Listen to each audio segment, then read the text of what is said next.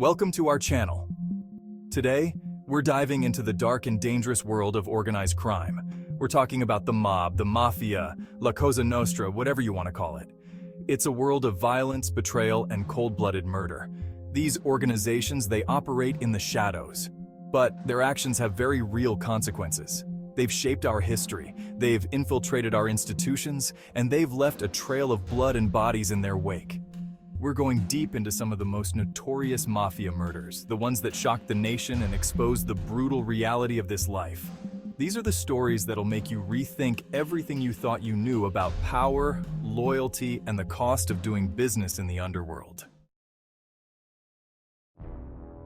Picture this: New York City, the early 1930s. The city is bustling with life. The streets are filled with people, and the skyline is dotted with skyscrapers. But beneath this veneer of normalcy, a dark undercurrent is flowing. Prohibition is in full swing, and the Italian Mafia is running the show. They control the illegal alcohol trade, making millions in the process. Speakeasies are popping up all over the city, and the Mafia's influence is growing by the day.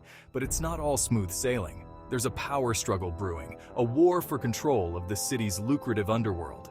The Mafia is divided, with different factions vying for dominance. The stakes are high, and the tension is palpable. On one side, you've got Joe the Boss Masseria, the old guard, clinging to power. He's been in control for years, and he's not about to let go without a fight. Masseria is a traditionalist, believing in the old ways of doing things. On the other, you've got Salvatore Maranzano, ambitious and ruthless, ready to take what he believes is rightfully his. Maranzano is a visionary looking to modernize the Mafia and bring it into the future. He's willing to do whatever it takes to achieve his goals. This isn't just some turf war, man. This is a full-blown Mafia civil war, with bodies dropping left and right. The violence is escalating and no one is safe. Friends turn into enemies, and alliances are shattered. It's a clash of styles, a generational conflict that will determine the future of organized crime in America. The old guard versus the new blood, each with their own vision for the future. The outcome of this war will shape the Mafia for decades to come. Think about the violence, the paranoia, the constant threat of betrayal. Every move is calculated. Every decision could be your last. The tension is unbearable, and the fear is real. These guys were living on the edge, always looking over their shoulders, knowing that any day could be their last. Trust is a rare commodity, and betrayal is just around the corner. The pressure is immense, and the stakes couldn't be higher. And the killings? They were brutal, man. No one was spared, and the violence was relentless. The streets ran red with blood, and the bodies piled up. Guys gunned down in broad daylight, ambushed in restaurants, taken for a one-way ride. The brutality was shocking, and the fear was palpable. No place was safe, and no one was untouchable. It was a bloodbath, a testament to the ruthlessness of these guys. The violence was a means to an end, a way to assert dominance and eliminate rivals. The cost was high, but the prize was worth it. The Castellammarese War raged on for months, leaving a trail of bodies and forever changing the landscape of the American Mafia. The war was a turning point, a moment of reckoning that would reshape the Mafia's future. It was a time of chaos and violence, but it also laid the foundation for the modern Mafia structure we know today. The war ended with a new order, a new hierarchy that would define the Mafia for years to come. The old ways were gone, and a new era had begun. Fast forward to December 16th, 1985.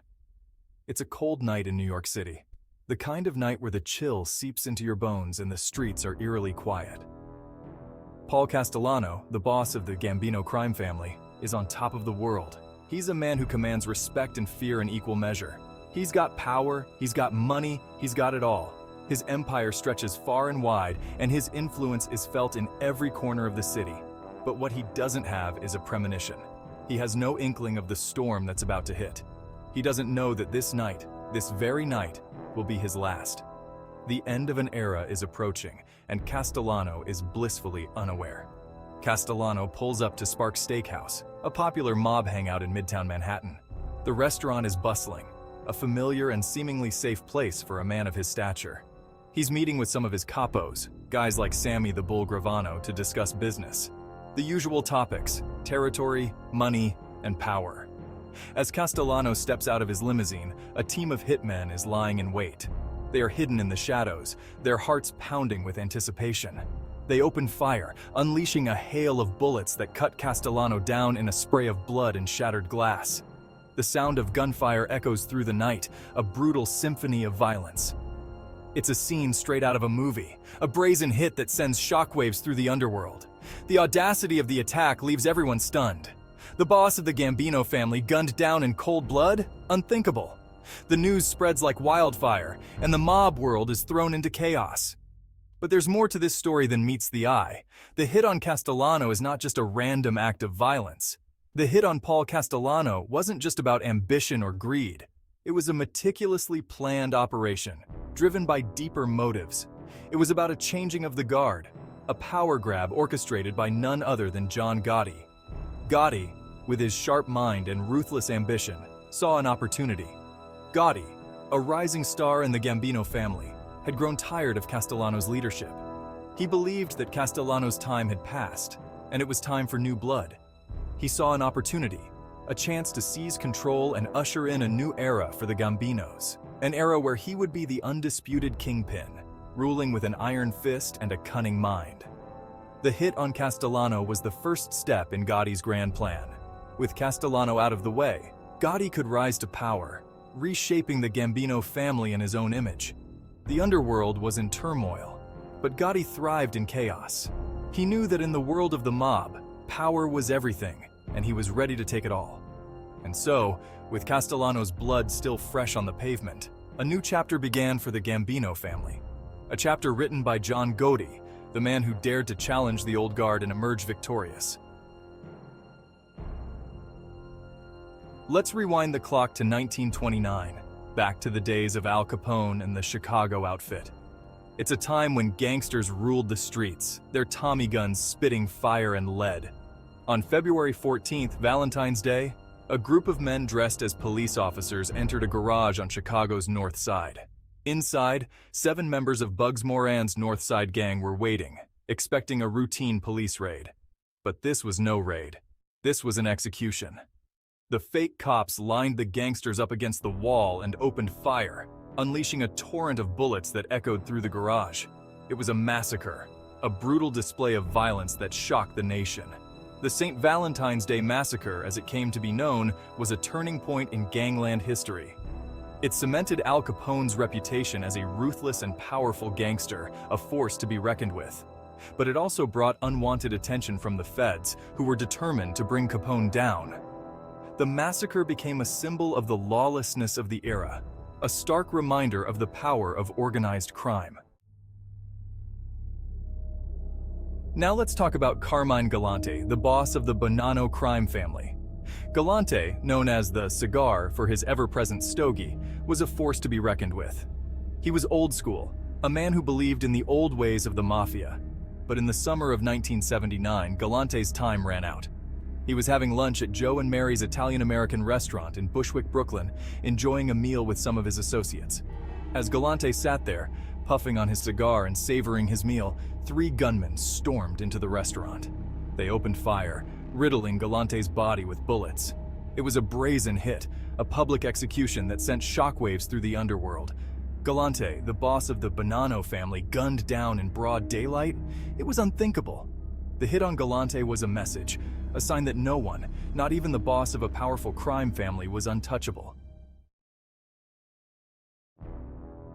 Our final stop on this journey through the dark side of the Mafia takes us back to October 25, 1957, a day that would forever be etched in the annals of organized crime history.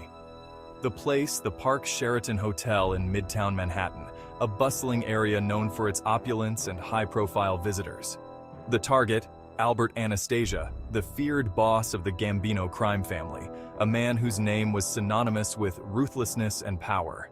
Anastasia, known as the Mad Hatter for his volatile temper and reputation for violence, was a man who instilled fear in the hearts of even the most hardened criminals. His unpredictable nature made him both a formidable leader and a dangerous enemy. On that fateful morning, Anastasia walked into the hotel's barbershop for a shave and a haircut. a routine he had followed countless times before, never suspecting that this visit would be his last. He settled into the barber chair, closing his eyes as the barber lathered his face with shaving cream, perhaps allowing himself a rare moment of relaxation. It was a moment of vulnerability, a moment that Anastasia's enemies had been waiting for.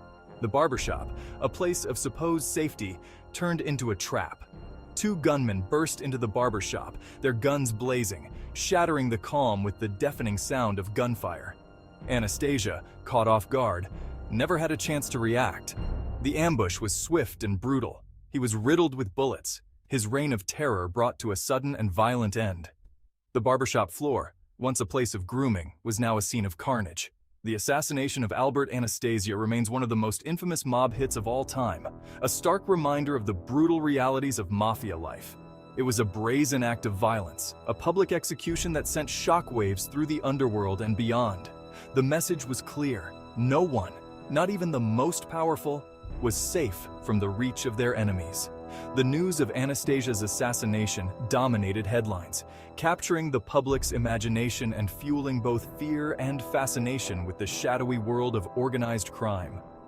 Law enforcement scrambled to piece together the events, but the perpetrators vanished as quickly as they had appeared, leaving behind a trail of questions and a legacy of violence.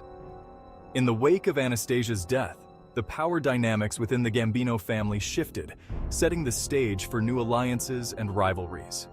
The underworld was forever changed by the events of that October morning. Thanks for watching. If you found this video interesting, don't forget to like, comment, and subscribe for more true crime stories. These stories, man, they're not just about violence and bloodshed. They're about the human condition, the choices we make, and the consequences of our actions. They remind us that the line between good and evil can be blurry, and that even in the darkest corners of society, there are shades of gray. Stay safe and stay curious.